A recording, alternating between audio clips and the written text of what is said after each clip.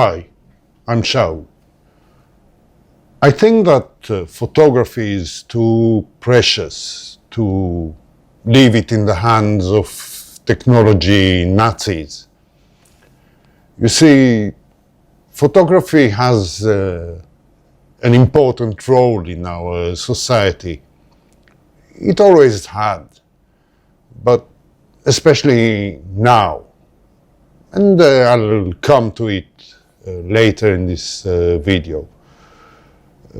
What sparked my rant is the introduction of a new lens recently. The Aurora 35mm f1.4 made by Sirui. A year ago, Sirui started this series of full-frame lenses made especially for stills photography. And the first lenses it introduced was the 85mm f1.4. Actually, I've got it here.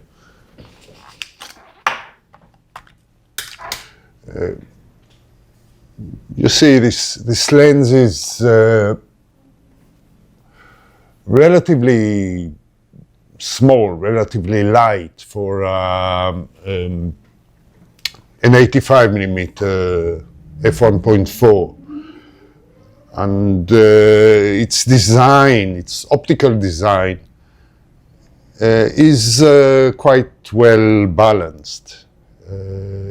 It does not rely too heavily on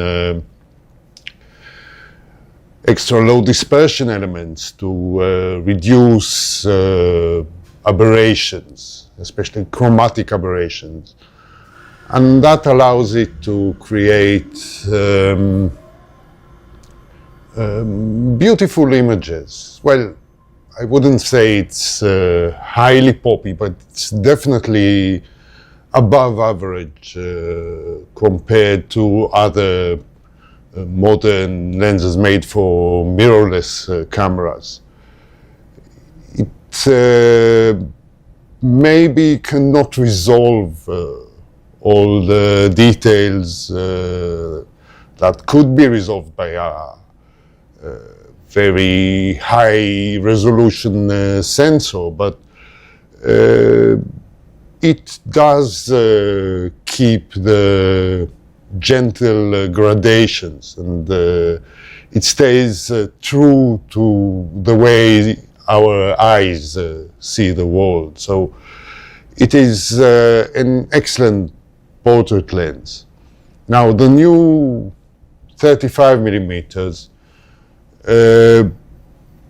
I had high hopes for it.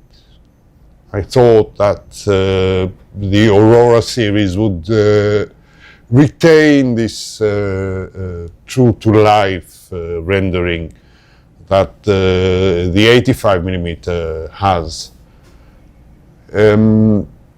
However, Sirui made a choice of incorporating three extra low dispersion elements in that lens, and it shows in early image samples. This lens is flat, it's highly sharp, it's highly detailed, but it's flat, it's dead.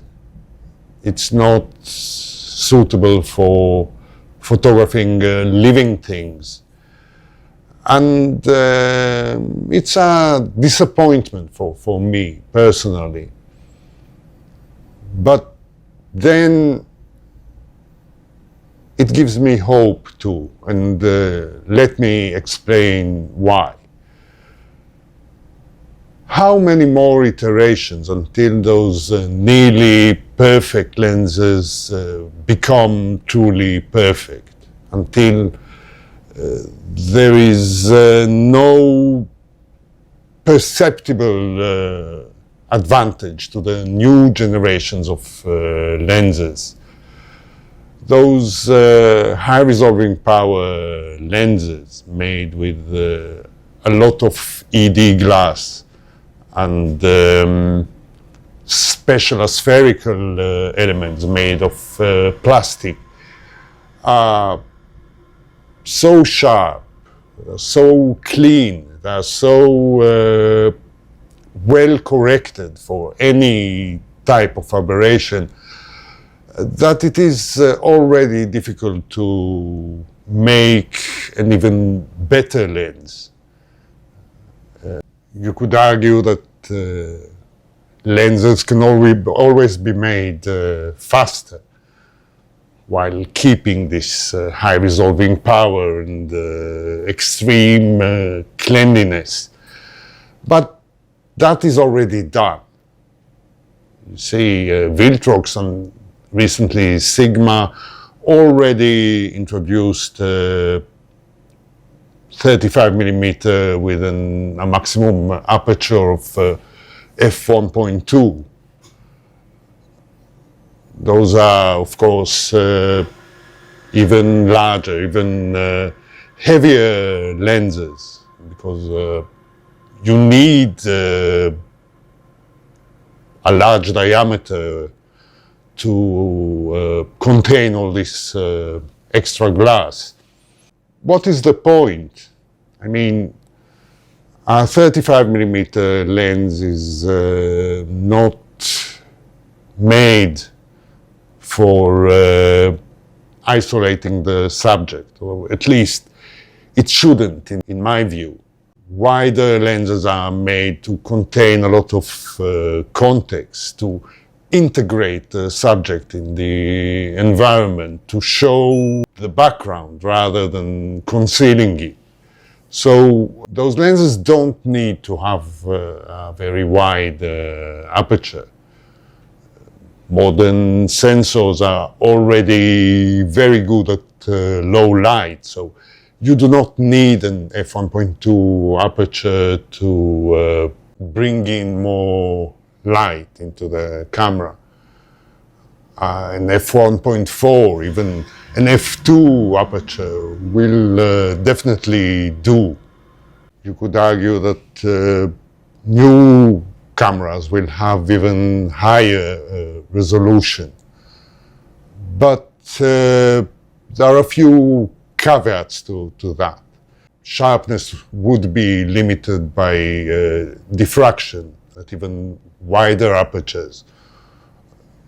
In 60 megapixel sensors, diffraction limitation comes at around f9.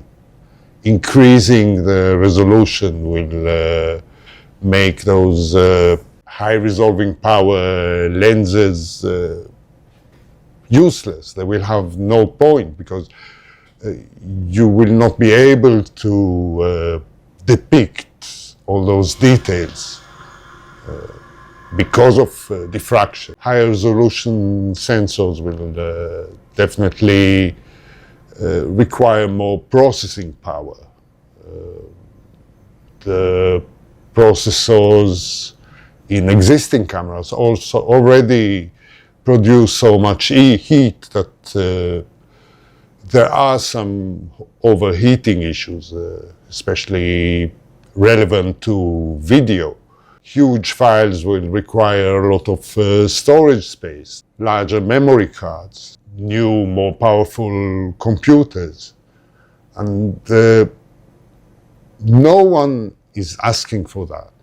No one needs more resolution than they already have in those extremely detailed new cameras.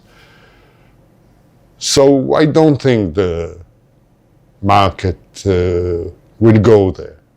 Of course, if you do need a higher resolution than 40, 50, 60 megapixels, you can always use a medium format camera. But in my opinion, there are very few professional photographers who really need such huge resolutions. that Sirui Aurora 35mm f1.4 is basically as good as the Sony G Master 35mm f1.4. But it is 3 times more affordable. It costs around $550 compared to $1,500 for the Sony. So what can Sony do in order to compete with this much cheaper, equally good lens? Good. Well, they can retaliate by designing and producing an even better lens with even higher resolving optics inside, with even faster autofocus. But this crazy race is going nowhere. It will take 1, maybe 2 more generations until differences between all those high-end fast primes are no longer perceptible. It will be pointless. And what then? What will lens manufacturers do? Well, let me tell you what I think will happen. In the past years, since the introduction of mirrorless technology, there's been a convergence of photography and video. Now, in terms of optics, those 2 genres, 2 art forms are quite separate. In photography, lenses are made for resolving power, basically. So the optics include more and more ED glass and special elements. In cinema, there is a different school.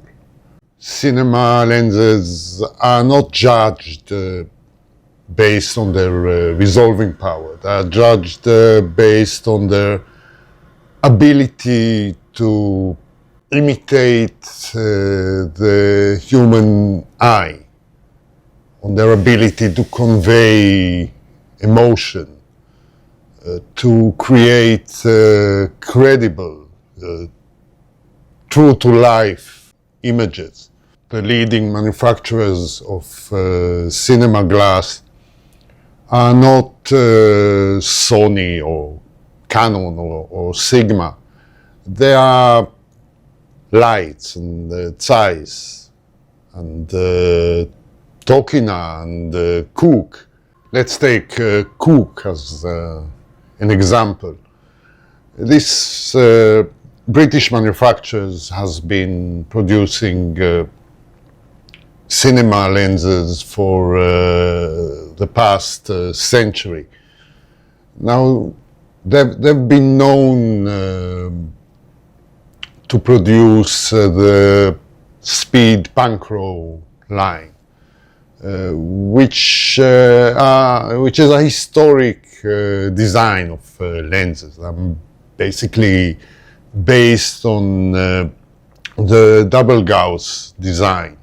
Cooke Optics has always tried to maintain the character of the original Speed Pancro, which is a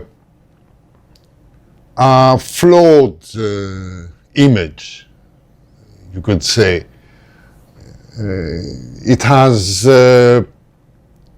field curvature, it has edge softness, it has prominent chromatic aberration, and extreme flaring.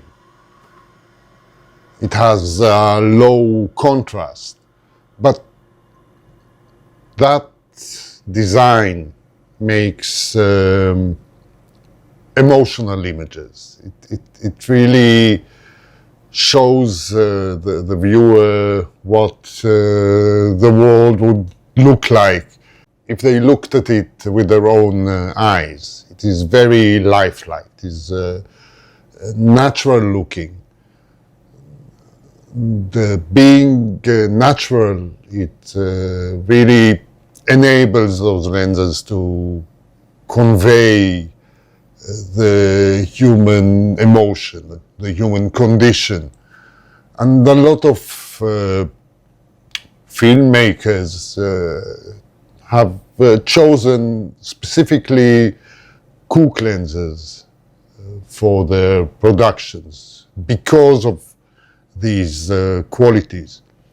Now, Cooke has always made an effort to maintain those qualities in their newer lenses. Early speed Pancros were based on lead glass, which doesn't exist anymore. So the designers at Cooke's have tried to replace those extinct types of glass with modern types in order to maintain those qualities. The most recent line of Cooke lenses, only introduced 2 years ago, is the SP3 line. Those lenses are made for mirrorless mount. They don't have the traditional PL mount. So the design had to be quite different. But they chose to produce flawed lenses that preserve those sought-after characteristics. So those lenses are still soft in the corners, and they have a warm color cast that is atypical of modern lenses made for either stills or cinema. The lack of ED elements maintains the gentle gradations in the footage. The lack of too many aspherical elements makes the sharpness fall off into the background, more gentle, more pleasing, more smooth. Although those SP3 lenses are only f2.4, t2.4, those lenses are single-coated, which makes them low contrast and susceptible to flare. But the images speak for themselves. I recently watched a show on Netflix called Adolescence. It's an excellent example of good television that is still made these days. Adolescence was fully shot with those Cooke lenses, and watching it you can see how good the footage looks, how true to life it is, how readily it conveys emotions. As your usual photography pundits get themselves familiarized with cinema lenses, they will start asking, well, why can't we have this lovely rendering for stills photography these days? Why can't we have autofocusing lenses? with the same characteristics, the same true-to-life rendition. Hopefully that will make manufacturers understand what we are after. It might be considered a counter movement or a counter culture, but it's not. It's simply a design that imitates the natural way we see the world. The pendulum has swung too far the other way. And this is not what most of us, photographers, most of the viewers are after. The popularity of old digicams, those compact digital cameras among younger people is evidence to that.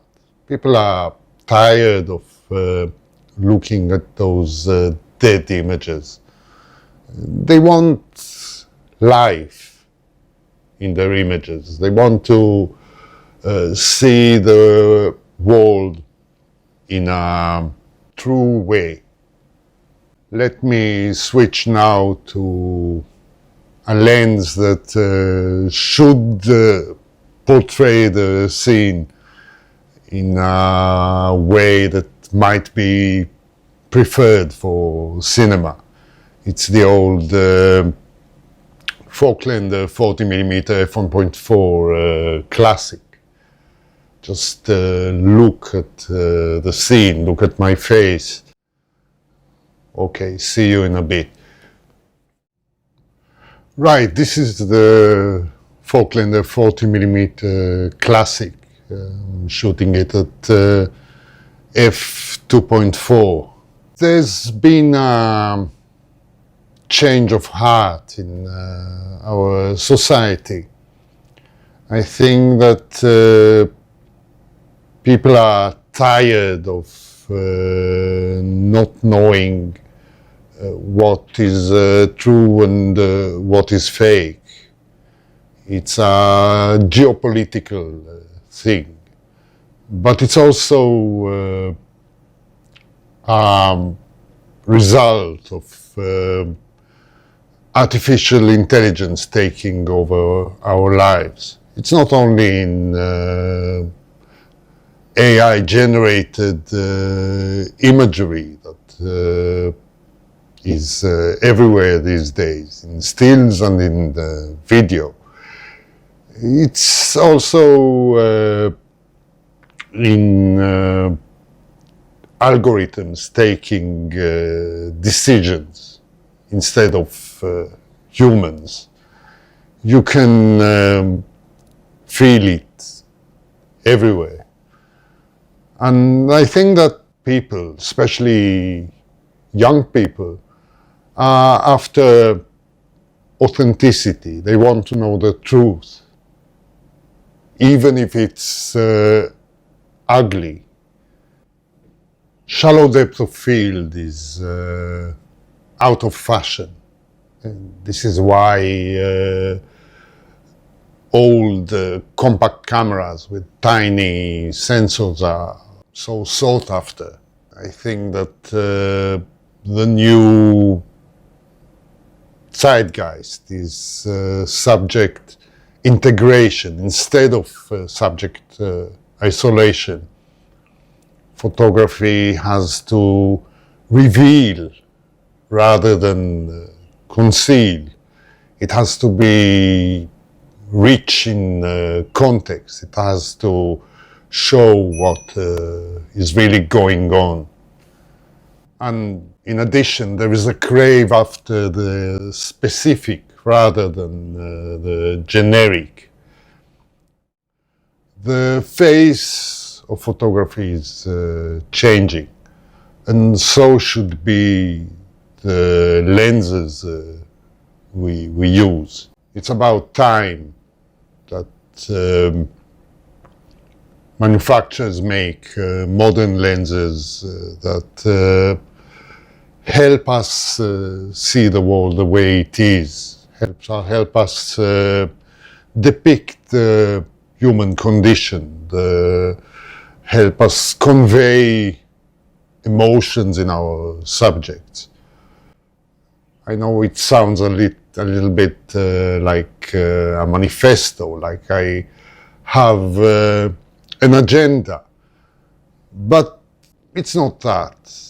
I think I just crave authenticity in my photography, like we used to have, like the one that is so hard to find in these modern optics, with our modern cameras.